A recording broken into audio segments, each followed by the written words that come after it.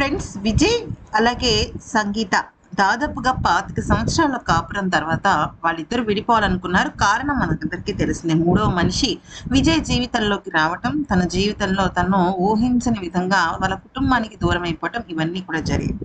అయితే ఇక కరెక్ట్‌గా తమిళనాడు ఎలక్షన్స్‌కి ముందు అంటే సుమారుగా మార్చ్ ఆ సమయంలో విడాకులకి అప్లై చేశారు సంగీత గారు. అయితే అది ఇప్పుడు విచారణకు వచ్చింది. దానికి మొదటగా వీళ్ళిద్దరూ కూడా నిరాకరించారు విచారణకి. కానీ కోర్టు వాళ్ళు ఏమన్నారంటే, మీ నిర్ణయాన్ని చాలా ధైర్యంగా కోర్టు ముందుకు చెప్పి, మీరు ఏం చేయాలనుకుంటున్నారనే దానిపై నిర్ణయం తీసుకోండి అని చెప్పడం జరిగింది. అయితే ఇక ఆ తర్వాత నెక్స్ట్ విషయం ఏంటి అంటే, కోర్టుకి హాజరవ్వాలని చెప్పడంతో విజయ్ అలాగే సంగీతలిద్దరూ కూడా కోర్టుకి హాజరయ్యారు.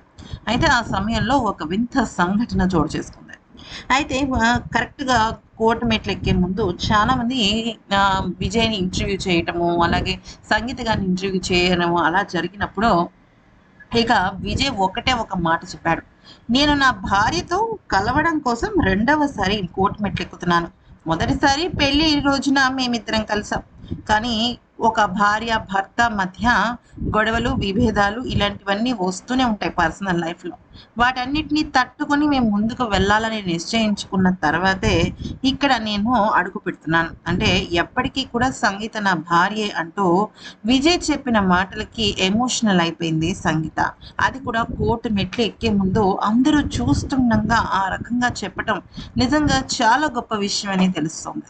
అంటే ఇది కేవలం లోలోపల జరిగే ఒక రూమర్స్‌గా కాకుండా బహిరంగంగా చెప్పటం నిజంగా చాలా మంచి విషయం అని అనుకోవచ్చు.